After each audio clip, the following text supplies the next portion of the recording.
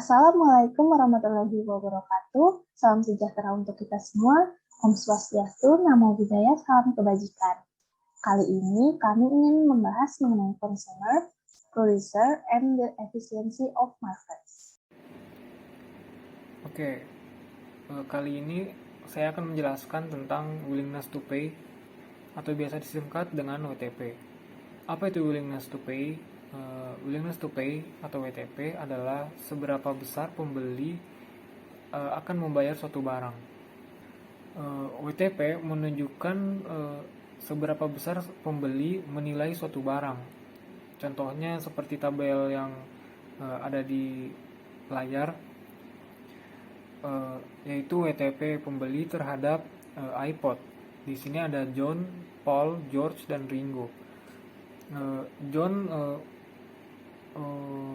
mau membeli iPod maksimal seharga $250, sedangkan Paul maksimal harganya $175. George mau membayar iPod seharga $300, dan Ringo mau membayar iPod maksimal seharga $125.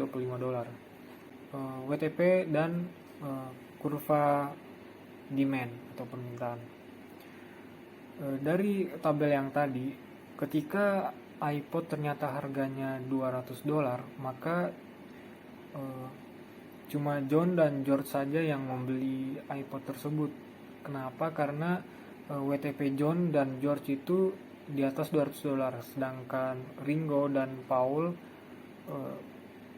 di bawah $200, sehingga mereka, yaitu Paul dan Ringo, menganggap $200 itu kemahalan untuk iPod. Nah, dari penjelasan tadi, ketika harga iPod $200, kuantitas permintaannya menjadi 2, yaitu John dan George. WTP dan demand curve. Nah, dari tabel yang tadi kita membuat range harga, yaitu 0 sampai $125, 126 sampai 175, 176 sampai $250, dan 251 sampai $300. Sebenarnya ada satu lagi, yaitu $301 dan ke atas. Nah, dari range harga 0 sampai $125, keempat pembeli tersebut mau membeli iPod karena WTP-nya masih masuk ke range harga tersebut. Kemudian dari 126 sampai $175, Ringo akan menganggap range harga tersebut kemahalan karena tadi WTP Ringo itu $125. Begitu juga dengan range harga 176 sampai $250, Paul akan menganggap range harga tersebut kemahalan, dan ketika range harga 251 sampai $300, yang mau membeli yaitu George saja, sehingga kuantitas demand-nya 1, yaitu George saja. Dari tabel yang tadi kemudian kita pindahkan ke kurva permintaan, demand curve. Dapat dilihat kurvanya itu berbentuk tangga. Setiap tangganya itu merepresentasikan pembeli-pembeli tadi. Misalnya yang A yaitu WTP-nya George, yang B WTP-nya John, yang C WTP-nya Paul, yang D WTP-nya Ringo.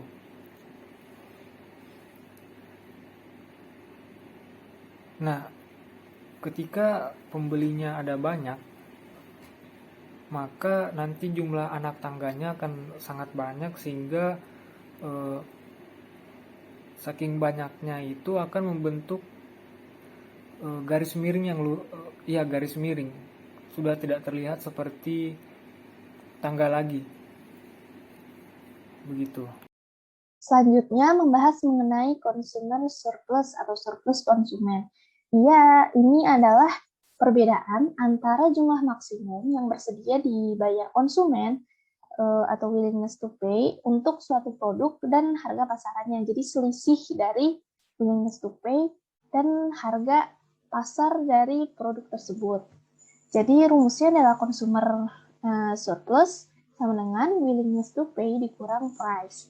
Nah, di sini ada contohnya willingness to pay dari Anna, Hans, Chris, dan Elsa untuk sebuah shell ya. Anna bersedia membayar $10, Hans bersedia membayar $15, Chris $25, dan Elsa $20. Anggap jika harga shell-nya adalah $23. Nah, dari $23 itu yang bersedia membayar lebih tinggi itu hanya Chris, sedangkan yang lainnya kesediaan membayarnya lebih rendah daripada harga shell tersebut. Jadi mereka tidak akan membeli shell tersebut, yang akan membelinya hanya Chris saja. Jadi yang memiliki consumer surplus juga hanya Chris karena dia bersedia membayar lebih tinggi daripada harga shell pada pasarannya. Jadi sesuai rumusnya $25 itu willingness to pay dari Chris dikurang $23 itu price-nya. Jadi consumer surplus-nya ada $2. Total surplus konsumen ini ada $2 juga. Kenapa? Karena yang beli hanya Chris. Kalau misalnya yang lain juga beli, nah total consumer surplus-nya itu total dari consumer surplus Chris misalnya, terus lalu Anna, lalu Elsa, dan lain-lain. Kalau misalnya harganya lebih rendah. Lalu ada consumer surplus dan demand curve-nya atau kurvanya. Ini kita lihat bentuknya seperti tangga turun gitu. Nah, ini maksudnya untuk harga 26 ke atas itu tidak ada yang mau membelinya. Sedangkan mulai harga 25 ada satu orang yang membeli, yaitu Chris, karena willingness to pay-nya adalah $25. Lalu turun itu semakin banyak yang mau membeli karena masuk ke willingness to pay mereka harganya. Nah, misalnya nih, jika harga shell tadi $23 sama seperti contoh yang tadi. Jadi Chris-nya itu total consumer surplus-nya kan $2. Ini kita lihat kurvanya seperti ini gitu. Yang mendatar itu adalah willingness to pay, sedangkan yang menurun itu ada di jumlahnya gitu. Maksudnya jumlah yang mau membeli pada harga segitu gitu, pada harga pasaran tersebut. Selanjutnya, jika harga shell-nya lebih rendah, misalnya pada $17, berarti Elsa juga bersedia membayar shell tersebut karena dia willingness to pay-nya kan $20 tuh. Berarti dia masih untung 3.000 dari pembelian shell tersebut karena bagi dia shell tersebut memiliki value $20 gitu. Jadi di sini bertambah juga total consumer surplusnya menjadi $11. Kenapa? Karena consumer surplus dari Chris ditambahkan dengan consumer surplus dari Elsa. Selanjutnya, bagaimana customer surplus jika ada banyak pembelinya gitu. Misalnya pada 2000 buyer gitu, marginal buyer yang bersedia membayar $25 untuk sebuah tas. Nah, harga si tas itu ternyata hanya $15. Maka customer surplusnya willingness to pay dikurang price, berarti $25 dikurang $15 sama dengan $10. Nah, customer surplus ini adalah area di bawah P dan di bawah demand curve. Jadi dari 0 hingga Q itu maksudnya yang segitiga ini ya. Yang segitiga ini seperti yang kita ketahui kan cara untuk menghitung luas dari segitiga ini sama dengan customer surplus. Jadi seperti yang kita ketahui kan luas segitiga itu setengah dikali alas dikali tinggi. Nah, tingginya itu dari harga, kita lihat ini dari 30 ke 15, kan berarti $30 dikurang $15, 15. Jadi $15 ya. Lalu untuk alasnya 8 gitu. Jadi customer surplusnya setengah dikali 8 dikali 15 yaitu $60.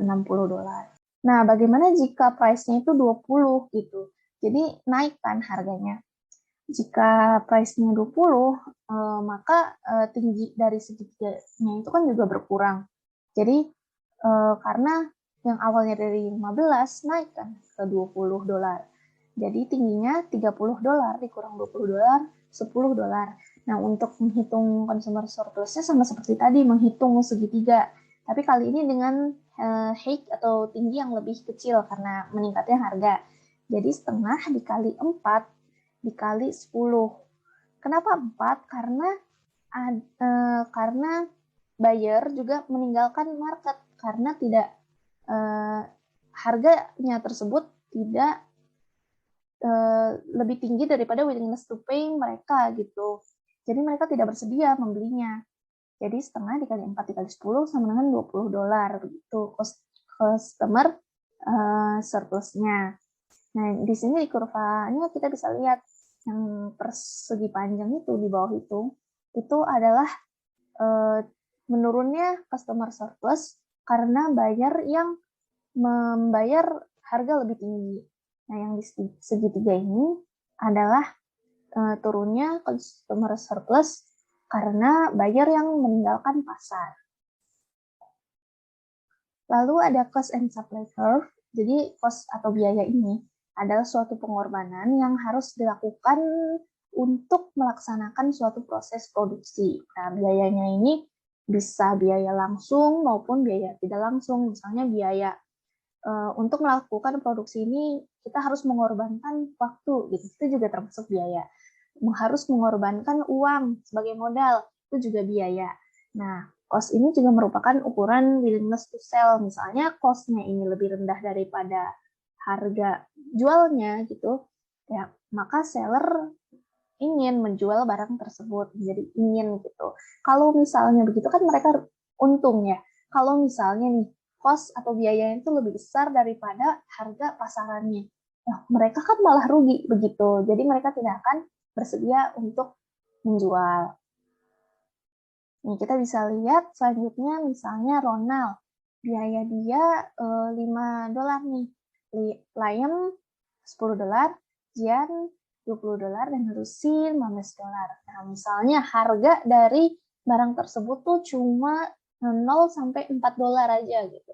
Nggak ada yang mau menjual barang tersebut. Kenapa? Karena biayanya masih lebih besar daripada harga dari barang tersebut. Nah, misalnya harganya $5 sampai $9.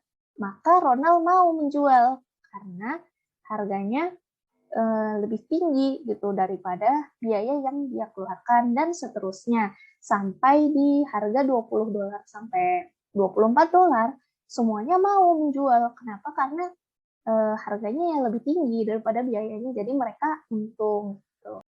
Nah, begini bentuk kurvanya sesuai yang tadi ya, yang kalau misalnya price-nya 0 sampai $4 gitu, maka tidak ada yang menjual. Ini berarti di yang paling kiri ini kan, dari 0 sampai $4 tidak ada yang mau.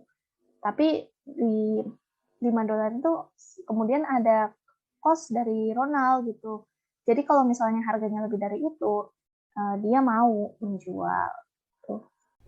Selanjutnya saya akan menjelaskan tentang producer surplus atau surplus produsen. Surplus produsen yaitu perbedaan antara jumlah yang diterima penjual untuk suatu barang dan biaya produksinya. Surplus produsen ini mengukur manfaat yang diterima penjual dari partisipasinya di pasar. Di sini ada kurva dari surplus produsen, dan rumus untuk menghitung surplus produsen itu yaitu P dikurangi cost atau harga dikurangi biayanya. Selanjutnya, cost and the willingness to sell. Di sini sebagai contoh, anggap kita sedang mencari pelukis untuk melukis rumah kita.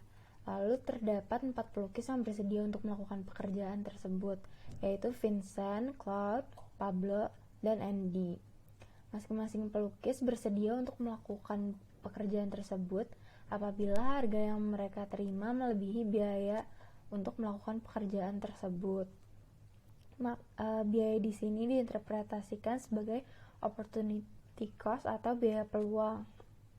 Nah, pada tabel ini menunjukkan biaya masing-masing pelukis.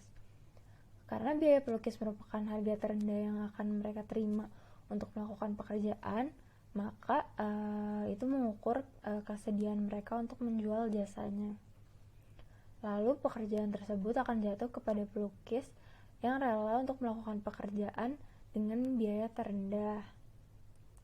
Lalu surplus produsen adalah jumlah harga penjual dibayar dikurangi dengan biaya produksinya. Selanjutnya, di sini terdapat kurva penawaran dan tabel penawaran dari keempat pelukis. Tabel penawaran ini diperoleh dari biaya masing-masing pelukis. Lalu pada kurva ini, tinggi kurva penawaran berhubungan dengan biaya penjual. Di semua kuantitas, harga yang diberikan dari kurva penawaran menunjukkan biaya dari penjual marginal. Penjual yang akan meninggalkan pasar terlebih dahulu apabila harga semakin turun. Bisa dilihat pada tabel penawaran ini, apabila harga 0 sampai $500, tidak ada penjual yang bersedia untuk melakukan pekerjaan tersebut. Lalu pada harga $500 sampai $600 terdapat Andy yang bersedia untuk melakukan pekerjaan. Lalu pada harga $600 sampai $800 terdapat Pablo dan Andy. Lalu pada harga $800 sampai $900 terdapat Claude, Pablo, dan Andy. Dan pada harga $900 atau lebih, keempat pelukis tersebut bersedia untuk melakukan pekerjaan. Selanjutnya, producer surplus dan the supply curve. Di sini pada harga $600, karena Andy bersedia untuk melakukan pekerjaan seharga $500, maka Andy mendapatkan surplus produsen sebesar $100. Nah, surplus produsen ini yaitu area di bawah harga dan di atas kurva penawaran.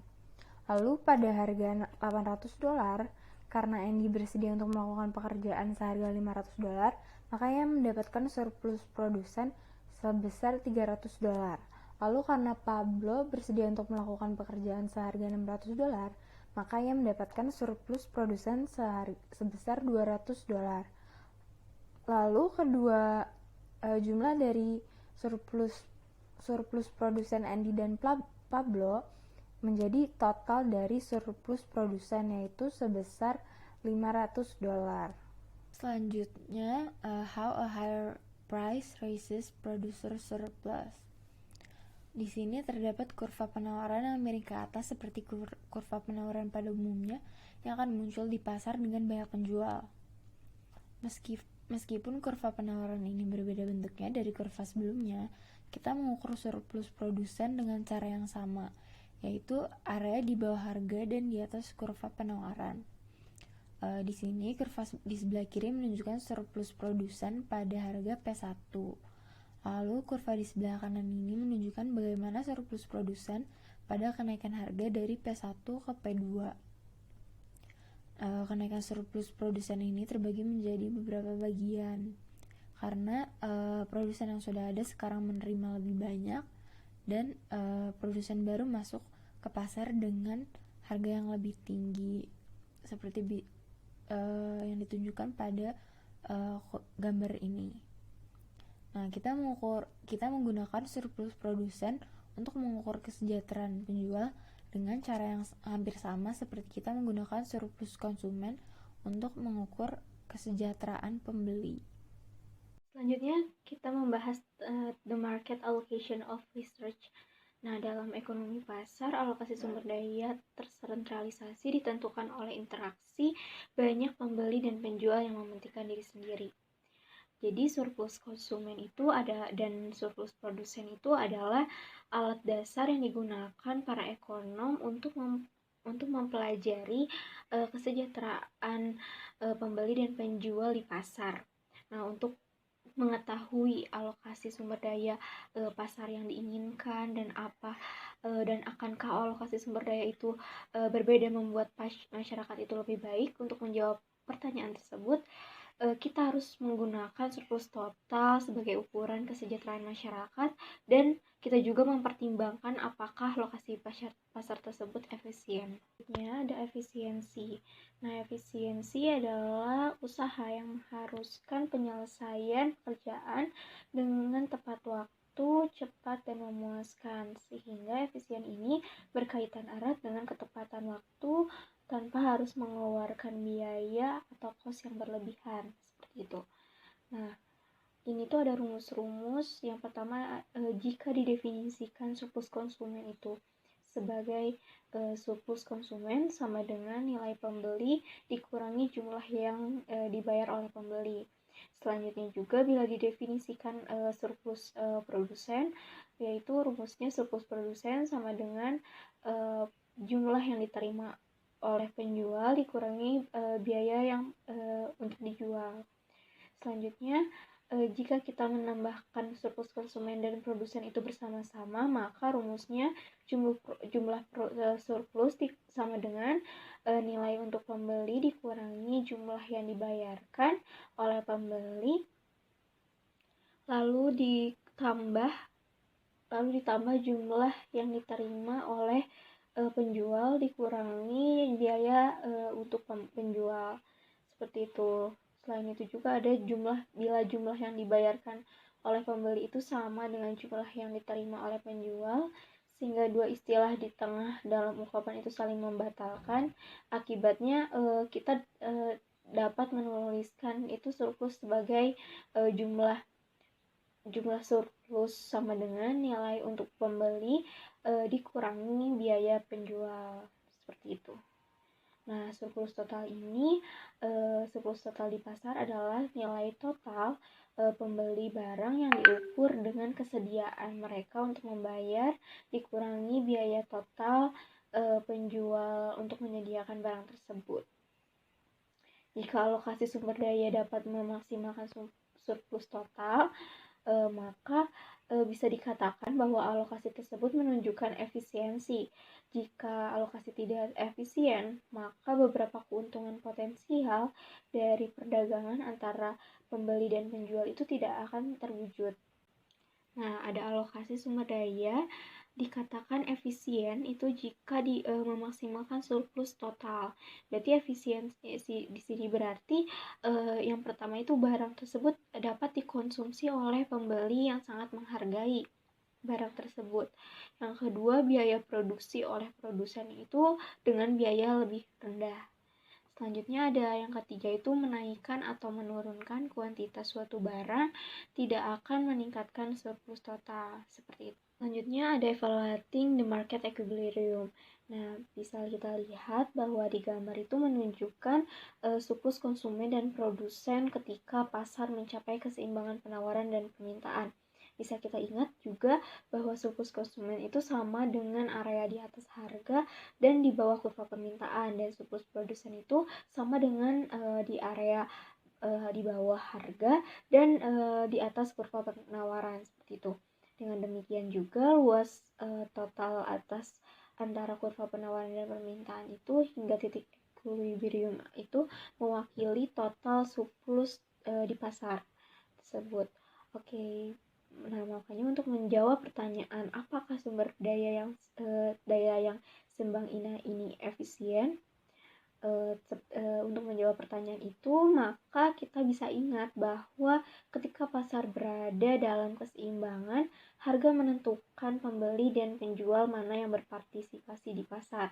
Pembeli yang menilai barang lebih dari harga gitu ya, memilih untuk membeli barang tersebut, sedangkan pembeli yang menilai lebih rendah dari harga tersebut, maka untuk memilih memproduksi dan menjual barang tersebut, menjual dan biayanya itu lebih besar dan dari harga, seperti itu.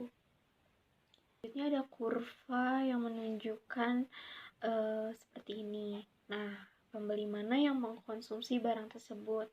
Nah, kita lihat dari kurva ini bahwa setiap pembeli yang WTP-nya itu lebih besar $30 itu akan membeli, dan setiap pembeli yang WTP-nya itu kurang dari $30 itu tidak akan membeli, karena mereka itu mempunyai batas mereka membelinya itu, seperti itu. Jadi bisa kita simpulkan pembeli yang paling banyak itu pembeli yang paling menghargai barang adalah orang yang mengkonsumsinya, seperti itu. sekarang saya akan melanjutkan pembincangan Octavia dan menjelaskan tentang equilibrium dari total surplus.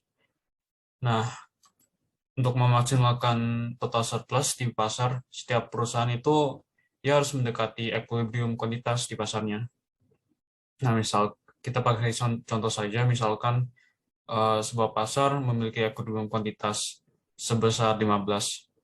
Lalu producing buat marginal itu kan $30. Lalu kita pakai contoh satu lagi, kalau misalkan kuantitasnya sebesar 20, dia kan mempunyai cost of producing marginal unitnya sebesar $35.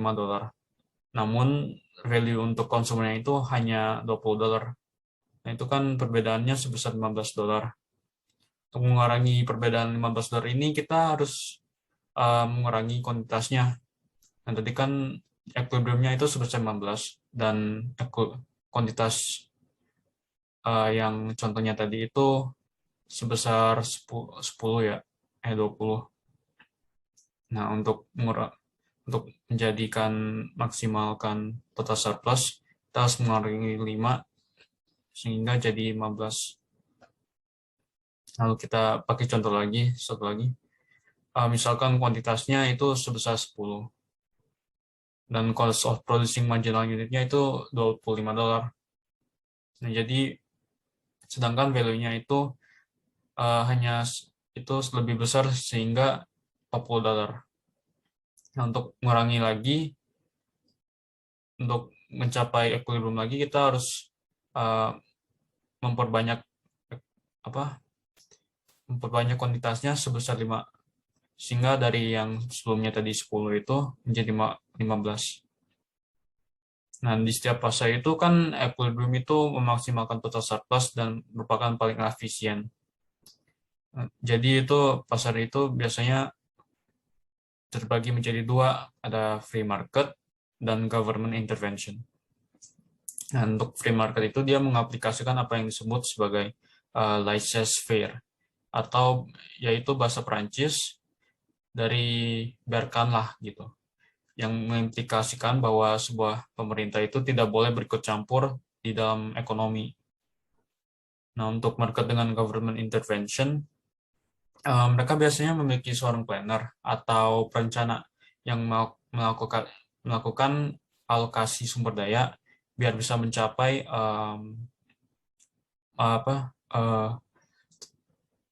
equilibrium dari total surplus.